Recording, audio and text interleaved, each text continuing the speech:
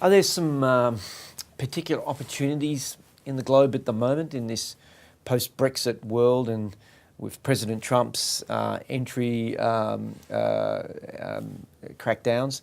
There must be scope for us to get more students from Iran, for instance, from Muslim majority countries. I think that the instability around the world at the moment is a concern to many people, and this is just, I guess, an aspect of the set of circumstances that we find ourselves in right around the world in a range of jurisdictions.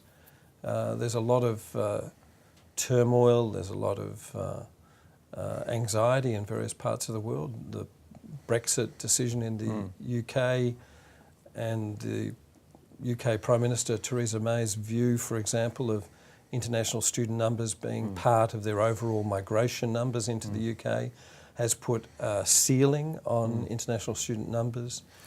In the United Kingdom, clearly the changing circumstances with Europe means that European students studying in the United Kingdom, this will become more problematic for European students in a post-Brexit world. And those uncertainties in the United Kingdom are certainly showing up, I think, in Asia, where students are thinking, is the UK the right destination for study for students out of our region? So there is a growing group of students thinking, well, no, we'll look elsewhere. And I think that it's undeniable that some of the decisions made by the Trump administration, the migration ban and other decisions, and just the rhetoric around the Trump election has meant students are thinking very seriously about whether the United States is in fact a safe destination for students to travel to. So those elements are playing, in a sense, in our region, and students are thinking, well, Canada. Justin Trudeau, I think, as the Prime Minister of Canada, has been incredibly strong in his statements about welcoming international students into Canada.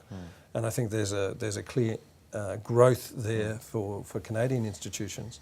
And Australia, I think, is being seen as a very, very viable alternative to students who might have been thinking the UK or the United States. But there's other jurisdictions at the moment that are other countries that are beginning to attract a lot of international students. Ireland is one in question. New Zealand continues to be a very strong, as a proportion of its population, international students are stronger in New Zealand as a part of the economy than even in Australia.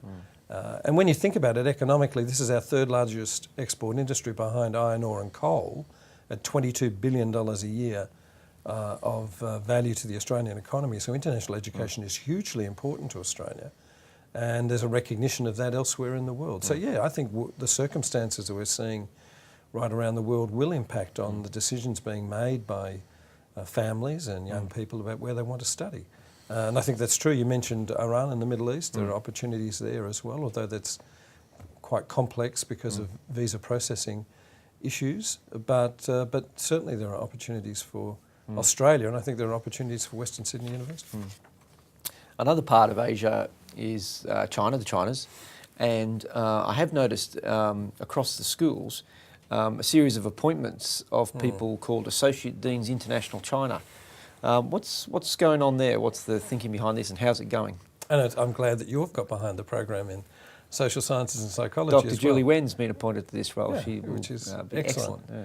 Look, this was an idea that Professor Yi-Chen Lan developed, which was based on his long experience working in China, Taiwan, Hong Kong, Macau, in that region generally, and the importance to be successful in both developing institutional collaborations and also in attracting international students. In China in particular, it's vitally important to be in country, working with your partners, working with recruitment agents on a very regular basis, and to convert sort of high-level intent that might emerge from the visit of a dean or a vice-chancellor to a partner institution where you sign an MOU or you sign a collaborative agreement, to convert that intent into the reality of viable, mutually beneficial programs, whether they're twinning arrangements where students start at one institution in China and complete their degree in Australia. Those sorts of arrangements are very popular, or whether it's research collaboration for that matter. So the need to have our staff on the ground in China regularly to engage in negotiation and to build our relationships, to build our collaborative opportunities and to convert that into really mutually beneficial outcomes. We needed to look for our academic staff who have language skills, and I think one of the preconditions of being an Associate Dean International for the China, Hong Kong, Macau, Taiwan region is Mandarin language skills, so that eases the burden of engaging in the region, and to be motivated with existing connections. I think has given us a wonderful boost. And I travelled with a number of the Associate Deans when I was there in China and Taiwan recently, and got a first-hand look at the work they're doing.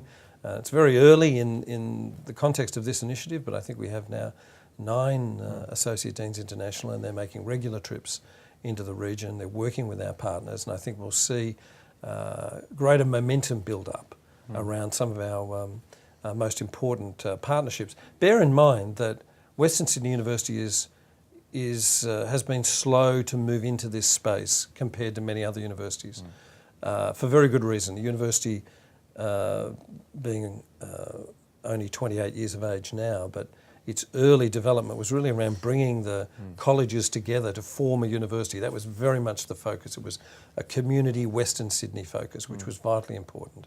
Now we have the opportunity to move to an international focus, global reach for the university, and in that context, this sort of activity is vitally important, but we're behind perhaps other universities in that regard.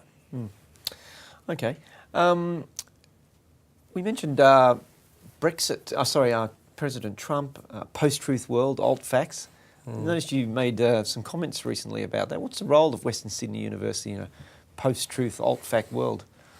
Well, I did. I gave a National Press Club address in March, my last address as chair of Universities Australia, and in thinking about what topic I felt would have been appropriate at this time and in that forum to address. In Defence of Expertise was the title of the presentation, and it did touch on the challenges facing universities generally, not just Western Sydney University and not just Australian universities, but universities right around the world, in an era in which we do have the post-truth idea emerging, we have alternative facts emerging, we have fake news as such a difficult issue to manage. And although I think universities are powerful voices in that context, we're occasionally in the echo chamber, that we're speaking largely to ourselves or to those who, in a sense, are already committed to the cause and who understand the importance of evidence-based, factual information flow for the benefit of the community. So I think there's a big obligation on universities here to break out of that context, that is, for our voices to be heard broadly, to promote the importance of evidence-based dialogue in civil society, and to ensure that that's done in a comprehensive way. And there are great challenges. I think we saw it, it's been frequently in conversation around the US election and the extent to which fake news on social media may have been influential in the decision-making of some people in the US election. Now, these are quite challenging ideas. So in a world of the immediacy of information through social media and the amount of information flowing and the challenges of deciding what's real and what's fake, I think universities have a vital role to play. But it's challenging to break into that space, and I think it's a conversation worth having.